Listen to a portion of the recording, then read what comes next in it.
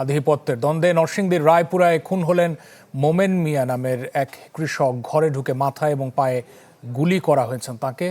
বাধা দিতে গিয়ে আহত হয়েছেন 4 জন। আজ সকালে চাঁদপুর ইউনিয়নের সাগরকান্দিতে এই ঘটনা ঘটেছে।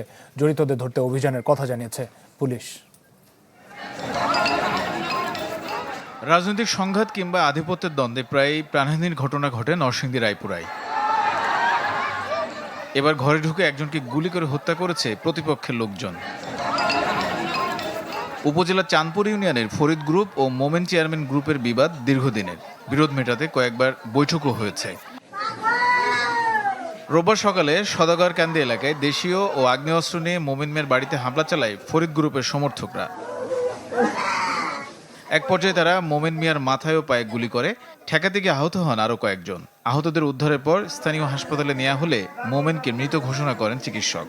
লুট করার সময় আমার চাচা মোমেন মিয়া তাদেরকে বাধা দিয়েছে।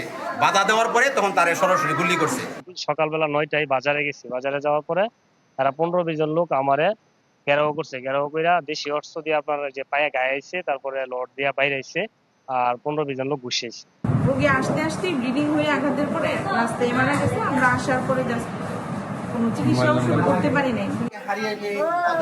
ঘটনার পর এলাকায় অতিরিক্ত পুলিশ মোতায়েন করা হয়েছে। জড়িতদের ধরতে চলছে অভিযানও। 4-5 জন আপনার আহত হয়েছেন, তারা চিকিৎসা নিচ্ছেন। আশঙ্কাজনক অবস্থাতে কেউ নেই। আমাদের পুলিশ টিম সেখানে ঘটনাস্থলে আছে। তাদেরকে গ্রেফতার করার জন্য আমরা সর্বোচ্চ চেষ্টা করছি।